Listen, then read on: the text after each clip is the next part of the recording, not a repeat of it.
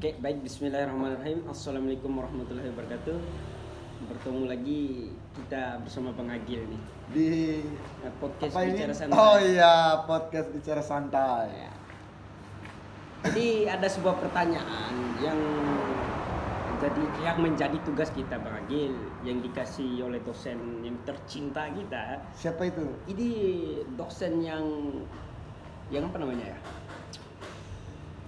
Yang susah diketemu tapi susah dilupain juga deh. Aduh, ngiri filosofisnya ini. Iya. Susah ditemui, ditemukan, Iya. susah juga dilupakan. Iya, kalau kita udah mengenal dia itu, beliau itu Kayaknya saya tahu kalau ciri-cirinya ini. siapa Bang Agil? Pak Joni Koinja Ya kayaknya. Allah, Masya Allah, Bang Agil luar biasa. Jadi memang beliau itu dikenal dengan salah satu dosen FH Unram yang paling luar biasa. Ya, ya. Cara penyampaian sistem pengajarannya itu. Ya. Jadi sistem pengajaran beliau di ruangan itu sangat menginspirasi mahasiswa.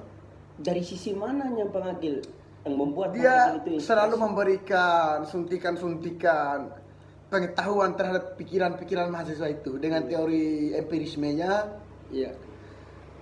dengan teori normatif, Iya. dengan teori kritis, teori rasionalitas, Iya. dan berbagai macam teori-teori. Jadi beliau ini selalu menginspirasi, bahkan saya selalu terinspirasi oleh Pak Joni Koinja ini. Saking luar biasanya beliau ini. Iya, iya. Jadi beliau ini ada sisi keharmonisasian terhadap beliau itu yang melekat pada jiwa beliau itu terhadap diri beliau.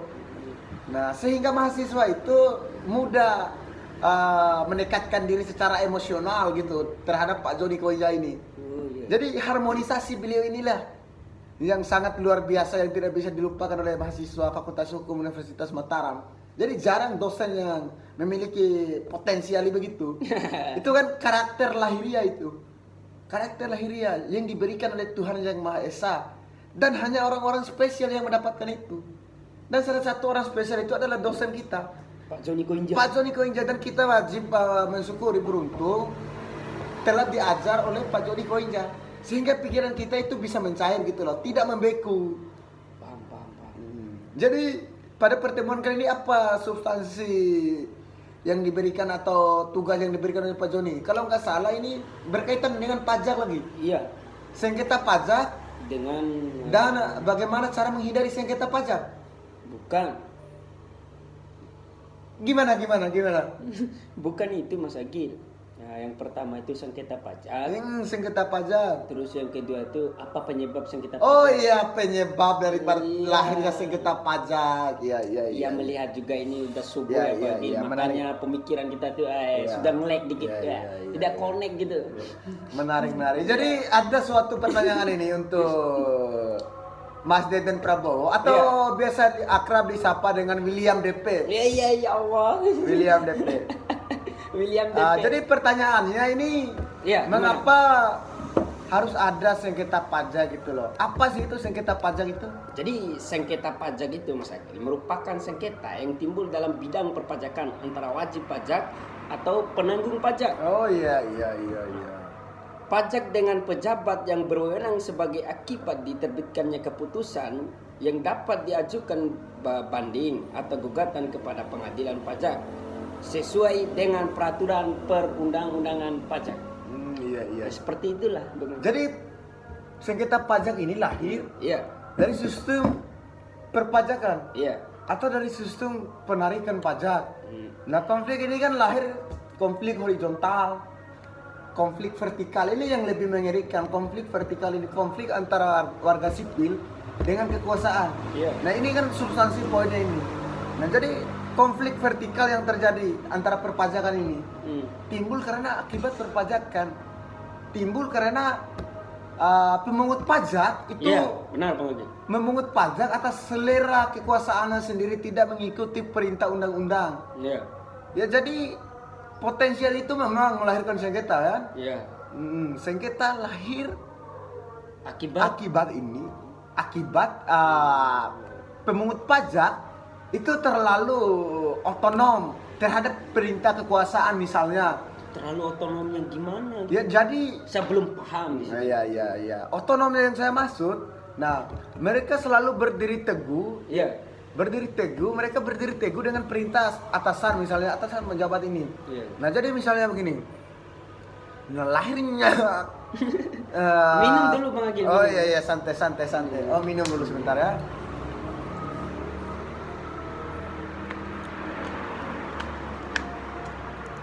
Jadi lahirnya sengketa pajak ini kan. Hmm. Nah, karena si wajib pajak dan pemungut pajak itu tidak bisa ketemu karena ada terjadi perselisihan, pertentangan di situ. Iya. Nah, misalnya kalau kita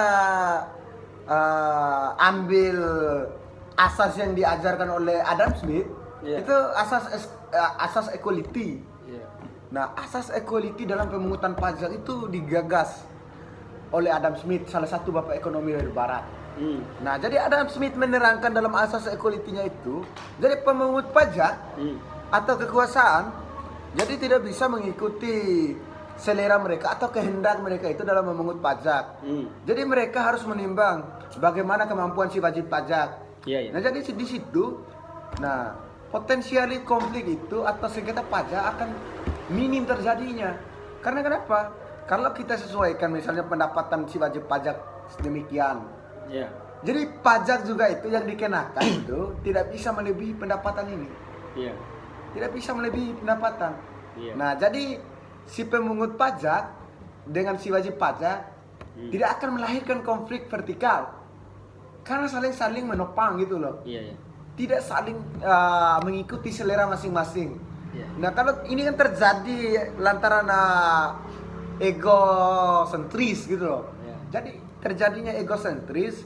Nah, kekuasaan hendak ingin memperkaya diri misalnya dengan menekan kenaikan pajak yang begitu signifikan. Iya. Jadi si wajib pajak tidak mampu menunjangi ini.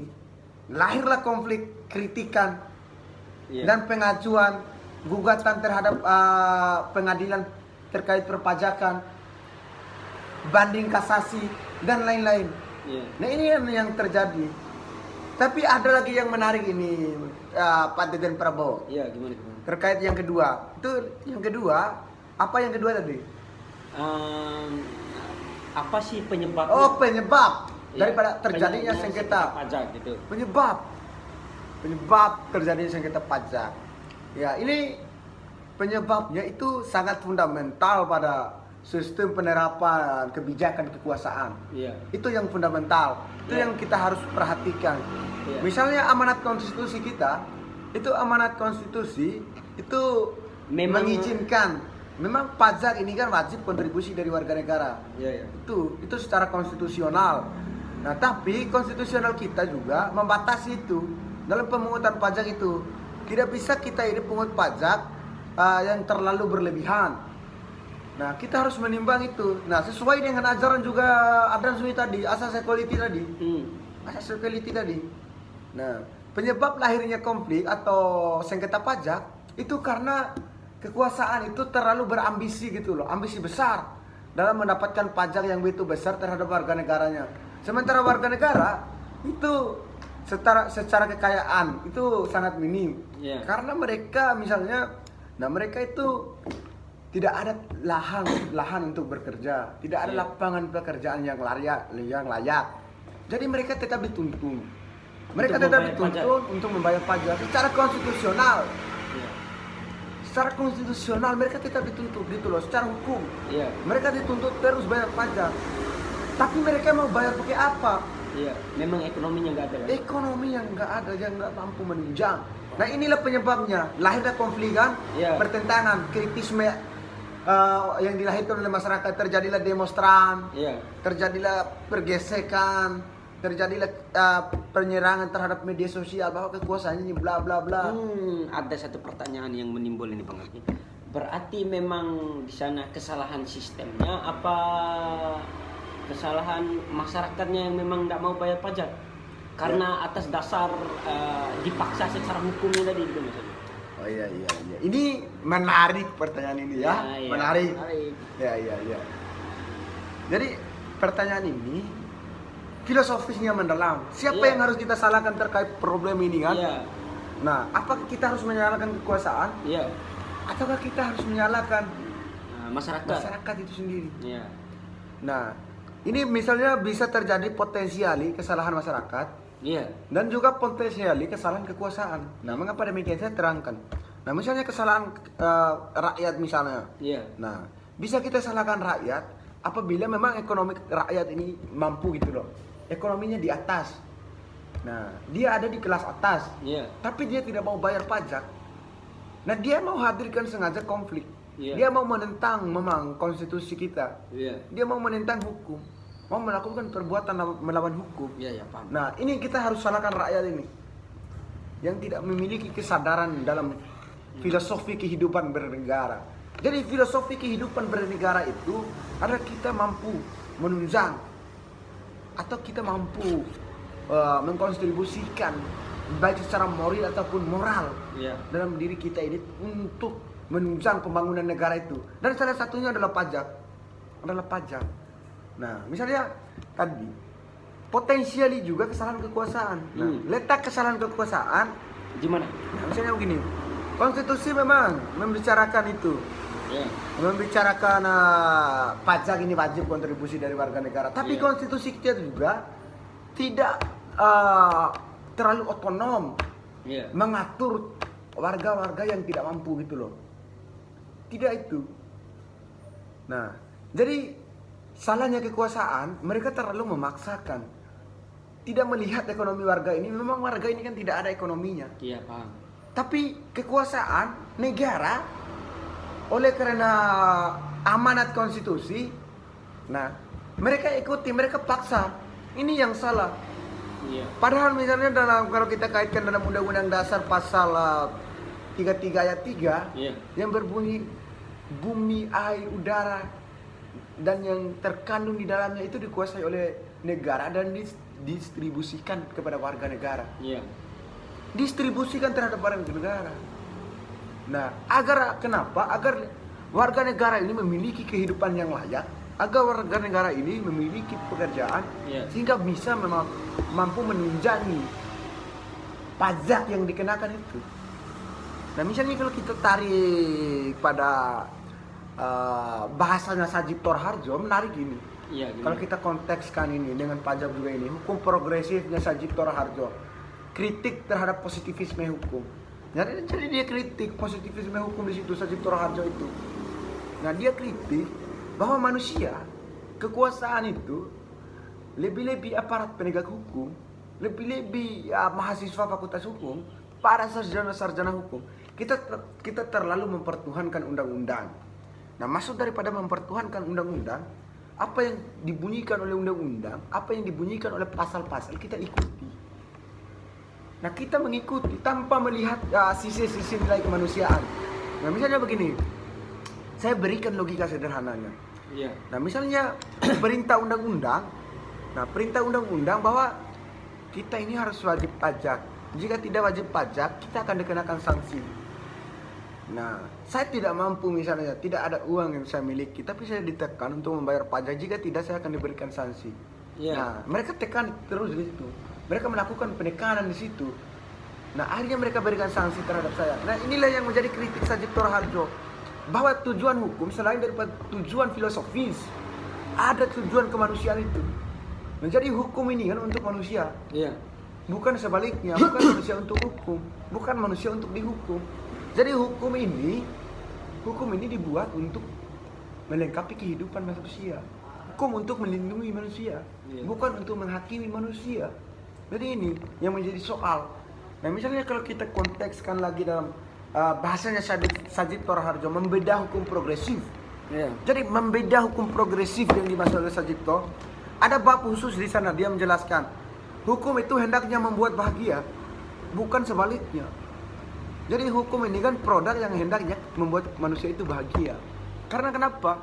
Karena hukum memang ini untuk melengkapi kehidupan bernegara, sebagaimana kehidupan warga negara kita. Jadi negara juga kita menganut konsep negara hukum. Iya. Konsep negara hukum. Nah, inilah yang menjadi bahasan Sajib Torharjo, bahwa hukum itu hendaknya membuat bahagia, bukan sebaliknya. Nah, percuma kalau kita negara hukum tapi Hukum yang tidak bisa membuat bahagia, melihat praktek-praktek peradilan, praktek-praktek penegakan hukum, praktek-praktek penindasan yang dilakukan oleh penegak hukum. Ini sangat ironis, sangat-sangat ironis sekali, Mas Deden Prabowo atau William DP yang William DP. akrab disapa di Fakultas Hukum. Nah, jadi ini yang menjadi soal. Jadi kekuasaan tidak melihat nilai-nilai kemanusiaan itu. Mereka hanya menganut misalnya paham filosofikal dasar bernegara itu secara pajak misalnya atau lain-lain lah. Nah, ini kan sangat bertentangan juga dengan ideologisasi negara. Jadi ideologisasi negara kan Pancasila, ini bertentangan dengan Pancasila. Tidak ada penerapan nilai-nilai sila di situ. Jadi bagaimana dulu pandangan Mas DP? Saya minum dulu sebentar. Kita tarik aja kesimpulan Mas Agil. Soalnya kalau kita lihat ini suasana ini mata sudah ngantuk, kita tarik adalah kesimpulan saja Oh iya. dari penyebab sengketa pajak itu. Jadi gimana kesimpulan Mas DP? Jadi sengketa pajak itu disebabkan atas adanya kebijakan perpajakan yang dikeluarkan oleh Dirjen Pajak berdasarkan kewenangan yang diberi undang-undang namun wajib pajak merasa tidak puas atas kebijakan tersebut Mas Agil. Nah, sehingga mengajukan upaya hukum yang diperoleh sesuai Undang-Undang Nomor 14 Tahun 2022 tentang pengadilan pajak. Pada umumnya sengketa pajak terjadi saat pelaksanaan pemungutan pajak tidak sesuai dengan ketentuan perpajakan. Itu Mas Agil. Nah, akan memicu perbedaan perhitungan pajak atau perbedaan interpretasi diri itu. Aturan otoritas pajak dan wajib pajak sendiri. Kalau menurut Mas Agil kesimpulan dari poin pertama tadi apa sih sengketa pajak gitu? Kan gitu. Gitu kan bunyi soalnya Mas Agil. Tuh, jadi kesimpulannya Iya. sengketa pajak itu lahir karena ada pergolakan di dalam tubuh kekuasaan. Iya. Karena ada cekcokan di dalam tubuh kekuasaan itu. Iya. Karena ada pergeseran di situ. Iya. Jadi sengketa pajak itu akan timbul diakibatkan karena kekuasaan itu terlalu rakus. Iya. Nah, jadi Terlalu marilah memaksa gitu. kita hindari sengketa pajak ini dengan melakukan penerapan hukum secara harmonisasi. Nah, misalnya kalau kita kaitkan dengan instruksi dari Kapolri kemarin yang menyuruh kepada seluruh penegak hukum, lebih-lebih kepada kepolisian untuk melayani dengan keharmonisasian, dengan kelemah lembutan. Itu instruksi dari Pak Kapolri Jenderal Listio Sigit Prabowo kemarin itu. Nah, jadi mari kita sama-sama hindari sengketa pajak ini. Karena sengketa ini tidak baik dalam kehidupan filosofi bernegara. Cara menghindarinya yaitu dengan melakukan harmonisasi tadi. Nah, adapun beberapa poin kesimpulan ini, yaitu sengketa pajak itu lahir karena terjadi perselisihan antara wajib pajak dan si pemungut pajak. Sengketa dalam sengketa perpajakan. Karena kenapa memang? Karena atas dasar kekuasaan itu tidak selalu menindak gitu istilahnya. Selalu mengikuti seleranya, selalu mengikuti perintah undang-undang tanpa memperhatikan keadaan warga negaranya, tanpa melihat ekonomi. Iya, padahal konstitusi kita menegaskan bahwa tugas negara itu yang pertama, yang fundamental itu mengurus warga negaranya yang kelaparan di pinggir-pinggir jalan itu. Itu amanat konstitusi kita. Tapi itu tidak dijalankan oleh kekuasaan hari ini. Tapi ini lagi Mas Agil. Orang yang benar-benar paham tentang perpajakan, tentang membayar pajak, wajib pajak itu, dia berani tidak membayar pajak. Berarti dia itu bisa dikatakan dia menjual isi otaknya dia sendiri gitu. Jadi ada beberapa hal yang harus kita ketahui. Nah, misalnya orang paham pajak tidak mau bayar pajak. Nah, kita harus pahami juga filosofikal apa yang dia maksud, apa yang dia lakukan itu. Kita harus paham juga sosiologisnya gitu dong. Gini, dari faktor ekonominya, faktor memang dia wajib pajak, tapi dia itu seakan-akan nggak mau gitu membayar pajak. Iya, saya paham, saya tangkap di situ, makanya saya terangkan. Nah, misalnya kalau secara sosiologisnya kita gali, historis, atau secara filosofis, mengapa sih orang paham pajak tidak mau bayar pajak padahal ekonominya ada misalnya? Gitu. Kenapa demikian? Iya. Kenapa dia ini sengaja tidak bayar pajak? Apakah dia ini sengaja ingin melahirkan sengketa? Iya. Nah, jawabannya memang iya. Dia sengaja ingin melahirkan persengketaan ini. Supaya Dia sengaja ingin melahirkan perdebatan ini. Iya. Atau pertengkaran antara pajak ini. Karena kenapa? Karena dia sudah muak dengan sistem kekuasaan kita ini. Dengan sistem pemerintahan kita ini. Dengan penerapan kebijakan pemerintah kita ini. Nah, dia muak. Nah, kita bayar pajak tiap hari, tiap bulan, tiap jam, tiap tahun. Kita bayar pajak itu. Tidak ada yang tidak kita bayar. Iya. Setiap hari kita bayar pajak. Tetapi mengapa orang ini muak? Karena memang kekuasaan tidak mendistribusikan kembali anggaran pajak ini kepada pembangunan yang harus memang dibangun untuk warga negara. Nah, misalnya pada sistem pendidikan.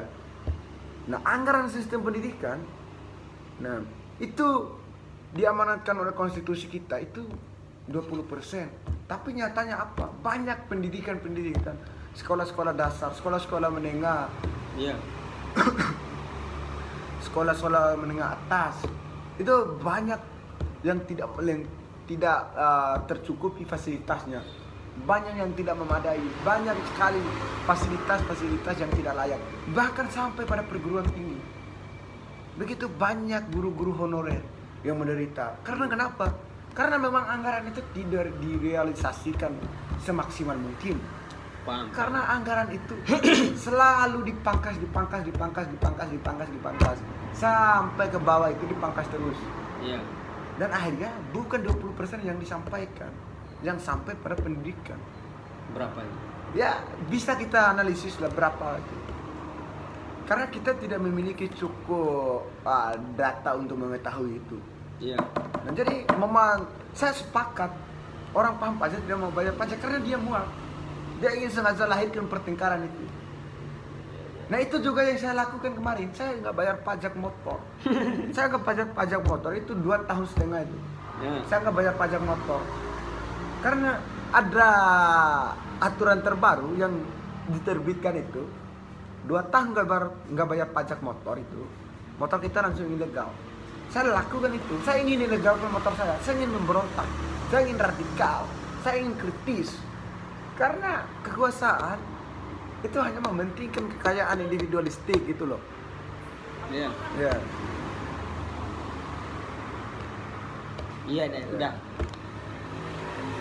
Betul. Ya, jadi sekian kawan-kawan podcast bicara santai pemaparan dari kita malam ini. Selamat menikmati ayahandaku Pak Joni Koinja.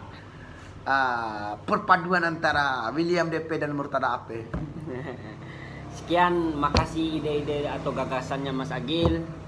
Jadi apa namanya, semoga ayahanda sehat selalu, dipermudahkan urusannya. Itu ya Bang Agil. Ya. Poin-poin terpenting. Semoga ayahanda bisa ketemu kita lagi besok-besok. Oh, besok ada jamnya ya? Ada. Jam 2. Oke, sekian dari kami. Assalamualaikum warahmatullahi wabarakatuh.